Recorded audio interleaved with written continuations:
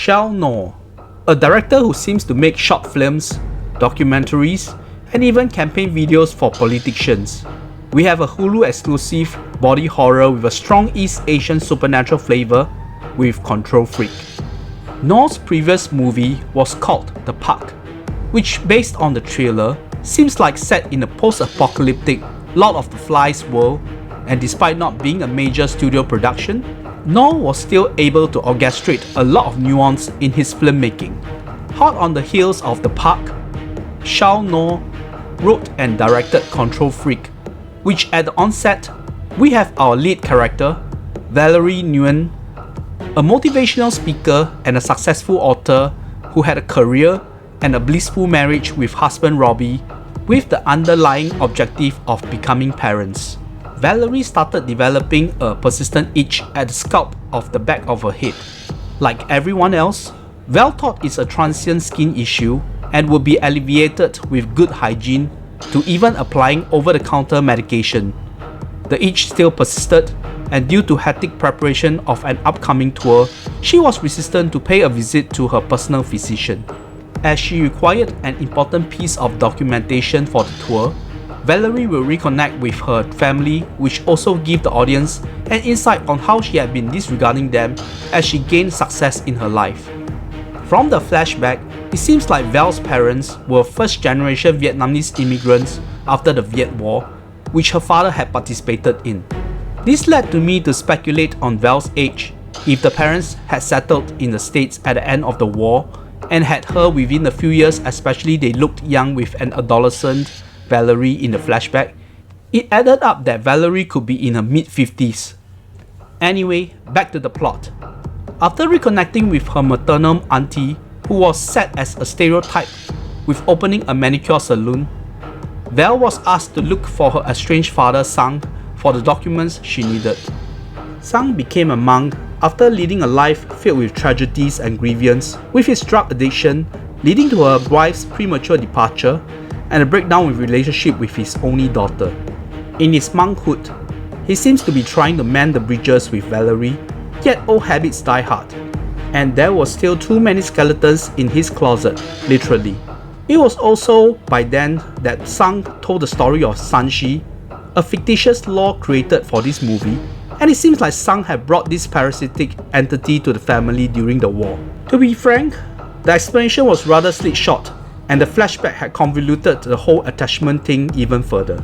If you have ignored the plot holes galore, the sequential hauntings Valerie would suffer was actually on point, and from the way the manifestation happened, it felt authentic from the point of view of an East Asian. There were a couple of things that would unsettle me through the travails Valerie had gone through. Item 1. The persistent itch, which you know that the skin will give way and the blood vessels will be compromised. And glad director Ngo did not linger too long on the bloody and pus-filled wound, or gave us a sight of a blood-soaked pillow after a night's sleep. While I had not been diagnosed with psoriasis or other skin issues, I do have a sensitive and dry skin, meaning a lot of casual scratching.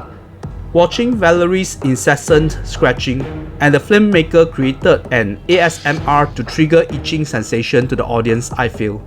Item 2. The CGI created army of ants and other crawly insects, which was a manifestation of Sanshi.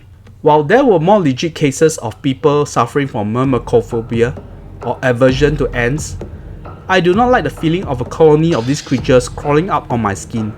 Therefore, the scares that Val was at the brunt of affected me as well. This threat from Sanshi, I would say, would be one of the most atrocious. Imagine slowly but incrementally, Sanshi created an itch that does not go away and forced you to make the scratch against your own will. It was like a constant living hell, and for someone like Valerie, who needed to keep up with appearances, it was a greater torture. While Shal Ngo did not go on the route of overt display of body horror on screen to trigger that cringe from audience, the subtlety was more effective to elicit a cathartic response in a few key scenes. I would not want to put a workshop metaphor anywhere near me after this movie. There was a segment which involved Val in a commercial storage warehouse and using a motion sensor lighting to set up an effective scare for the audience. That was commendable. The movie was dependent on the performance of lead actress Kelly Marie Tran in the role of Valerie.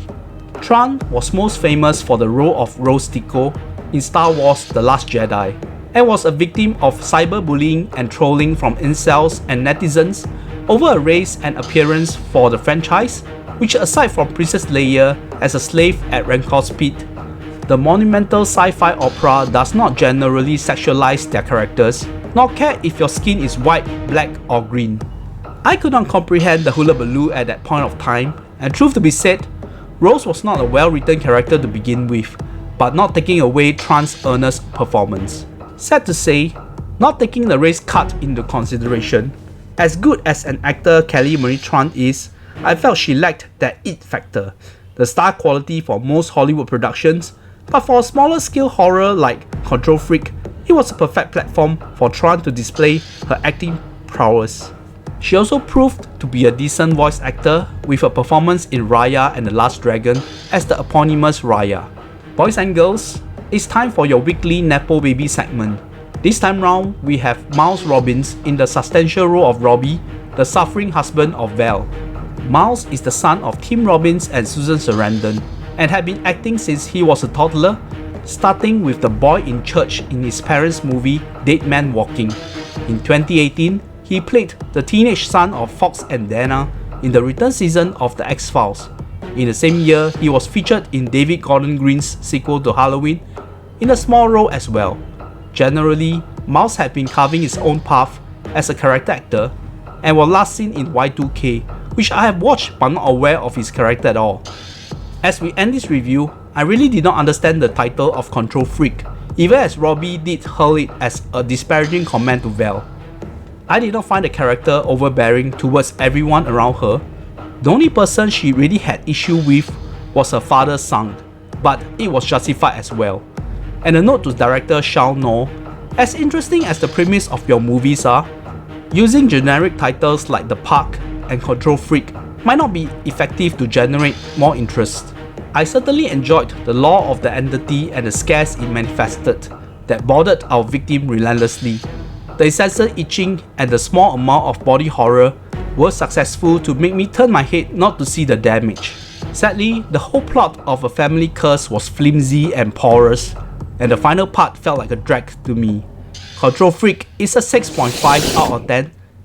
You can give it a nice little poke on Hulu Plus or Disney Plus if you have the time to spare.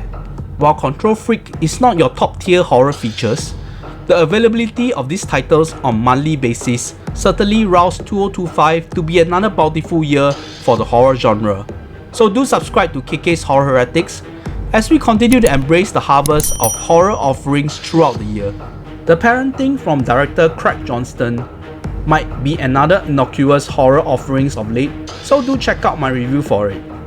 Okay, we are done. I really need to go and see a skin specialist now with all the scratching I did while making this review.